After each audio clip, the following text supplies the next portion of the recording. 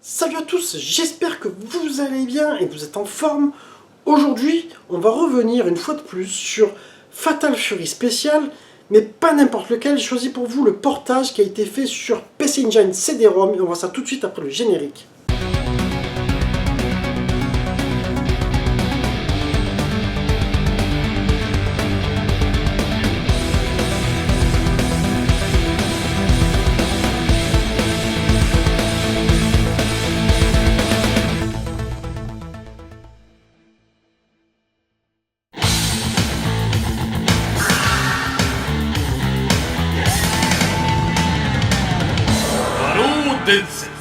Spécial.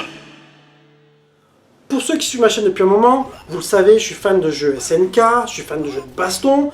J'aime bien aussi jouer aux différents portages. D'ailleurs, vous avez peut-être entrevu les vidéos où j'ai été invité par mon pote Tarmac à la chaîne Neo Geo Spirit. D'ailleurs, récemment, on a sorti la vidéo sur les portages SNK sur Super Famicom.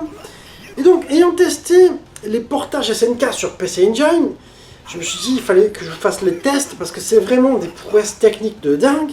Et donc aujourd'hui, je choisis pour vous le jeu Fatal Fury Special. Il faut rappeler qu'il est sorti sur système MVS, autrement dit la bande d'arcade Neo Geo, en septembre 93. Il a eu droit à sa version Neo Geo cartouche, c'est-à-dire la console de salon, le 22 décembre 93, sur la veille de Noël. T'imagines, dans les magasins, ça va être la folie, tu vois.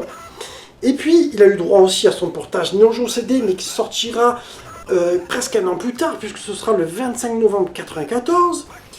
Et le 2 décembre 94, qu'arrive-t-il? Eh bien, ils nous pondent ça sur la PC Engine CD-ROM. Donc, un jeu qui va être assez surprenant. Et d'ailleurs, pour le faire tourner, ils vont en fait sortir ce qui s'appelle une arcade card. En fait, c'est une carte qui ressemble à un jeu, un PC Engine, tout simplement, que tu vas insérer dans la console et qui va rajouter, je crois, 1 méga de RAM, si je dis pas de bêtises. Alors c'est vrai qu'aujourd'hui tu te dis, putain, c'est ridicule quoi, 1 méga, mais oui, mais c'est ce qui a pu faire tourner ce jeu-là sur ce support. Alors, en plus, là tu vas avoir, du coup, le profit du support CD, donc qualité sonore, on va en discuter tout à l'heure, avec des chargements qui sont largement acceptables. Donc moi, ce que je vais te proposer, ça va être de passer directement au test. Alors, graphiquement, moi j'avoue que c'est quand même assez surprenant. C'est très proche de la version Neo. Franchement, ça te casse le nez. Il faut rappeler que la PC Engine est une console de 1987 qui n'est pas complètement une 16 bits. On dit souvent que c'est une 8-16 bits parce qu'elle a deux processeurs différents. Enfin, moi, au niveau technique, vous savez, je suis un peu un âne, quoi. La seule chose où graphiquement, je mettrais un petit point de différence, c'est sur la résolution des personnages. J'ai l'impression que par rapport à la version Neo Geo, ils sont un petit peu plus pixelisés. Vous me direz si vous êtes d'accord avec ça. Mais du coup, je te dirais que quand même, graphiquement, c'est une putain de prouesse. Et du coup, je mettrai une note de 18 sur 20 pour les graphismes. Au niveau animation, eh ben, tu vas retrouver l'excellence de la version Neo Geo AES. Pour moi, elle reste fluide pareil. Le jeu, il n'a pas de ralentissement. Alors qu'il faut savoir que sur la version Neo CD, à des moments, enfin moi sur la mienne, je l'ai constaté, bon après est-ce que c'est le 50 Hz qui fait ça? Mais sur des fins de combat par exemple où tu vas mettre le dernier coup à ton adversaire pour l'achever, tu sais qu'à le moment il va crier, il va sauter, il va tomber par terre, et bien tu entends, tu sens un léger ralentissement, des fois un petit décalé sur le son, mais c'est vraiment léger. Là je le constate pas, en tout cas sur cette version là. Donc du coup je te dirais qu'au niveau animation, c'est vraiment une prouesse aussi, je mettrais un 18 sur 20.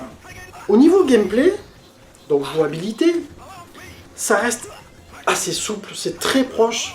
Alors là, c'est sûr que tu vas me dire, ouais, mais si tu joues à la version AES, tu joues avec le stick. C'est sûr que sur PC Engine, tu vas pas jouer avec le stick, et en émulation, pas forcément non plus. Mais je trouve le jeu quand même, je trouve que les coups sortent plutôt très bien. Après, il a la même raideur. Ah, c'est sûr qu'on va pas parler de RBS, on va pas parler de la souplesse de RBS. Là, on parle de Fatal Fury Special, qui sur Neo Geo a aussi une certaine raideur. Mais dans l'ensemble, c'est très bien reproduit, donc je te dirais que ça mérite un 17 sur 20 pour le gameplay.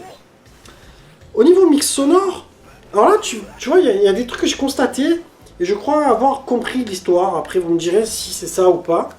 Mais en fait, si tu prends... Là, on est sur un support CD, mais au niveau bruitage, t'as quand même... C'est dans les interfaces, c'est-à-dire par exemple, quand tu vas avoir l'adversaire, tu sais, l'affichage par exemple de Kim versus Terry, tu vois ce truc-là. Là, tu vas avoir une musique et des bruitages qui sont plutôt des bruitages cartouches, tu vois, mais pas équivalent à la Neo Geo AES. Je dirais que c'est plutôt les bruitages de la PC Engine elle-même, tu vois. Alors, dans le jeu, quand tu portes l'écoute, tu sens qu'il y a une petite saturation légère. Donc là, tu as vraiment, c'est la console, je pense, qui fait son truc. Par contre, au niveau CD, eh ben, tu retrouves pas complètement pareil les musiques Neo CD, c'est-à-dire qu'elles sont de très très bonne qualité aussi, mais elles sont pas forcément orchestrées pareil. J'ai l'impression que des fois, ils n'ont pas pris exactement les mêmes instruments, comme par exemple dans le stage d'Endy, où tu entends vraiment l'accordéon. Là, j'ai l'impression que c'est encore un son un petit peu différent, mais c'est d'une qualité excellente. Moi, je suis vraiment bluffé, quoi. Vraiment, je suis halluciné, d'autant plus que j'avais testé la version Mega CD et qui n'atteignait pas cette qualité-là non plus. D'ailleurs, j'y reviendrai plus tard. En tout cas, pour le mix sonore, ça mérite un 17 sur 20.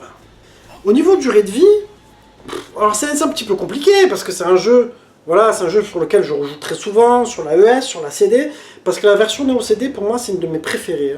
Vraiment, parce que tu as les musiques de dingue, tu as justement, à un moment donné, des instruments comme des violons qui vont rentrer, que tu n'as pas sur la ES. Après, les musiques de la ES sont très très bien. Mais depuis que j'ai découvert en fait ce portage-là sur PC Engine, je t'avoue que j'y joue beaucoup, je prends beaucoup plaisir. Après, vous le savez, comme je vous disais, j'avais beaucoup aimé la version Super Famicom. Mais je crois que, voilà, au niveau de durée de vie, je vais mettre une méchante note parce que je vais y revenir très souvent. C'est un jeu que je vais avoir plaisir à refaire. Donc je vais mettre un 17 sur 20. Alors après, il faut rappeler un truc aussi, c'est que là, tu n'as pas le code pour Ryo Sakazaki. Enfin, moi, je ne l'ai pas trouvé, je crois qu'il n'existe pas. Malheureusement, bon, après c'est comme ça. Est-ce qu'il est débloquable comme sur AES? Je ne sais pas. Vous me direz, vous, dans les commentaires, si vous le savez. En verdict, on arrive sur une excellente note de 17,5 sur 20. Pour moi, je crois que c'est l'un des meilleurs portages de ce jeu.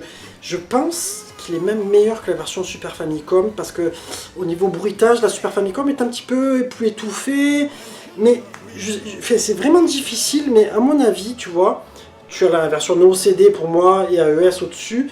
En dessous, tu as PC Engine et Super Famicom qui vont se battre en duel, quoi, sur le podium de la deuxième place. Pour moi, c'est mon avis, parce que c'est vraiment une prouesse technique. Il faut rappeler que cette console est de 87, comme je l'ai déjà dit. Et arriver à faire ça, putain, champion les mecs, quoi. Vraiment champion.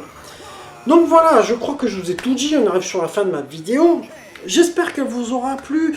J'espère aussi, comme d'habitude, lire de bons commentaires comme vous me mettez à chaque fois, ça fait super plaisir.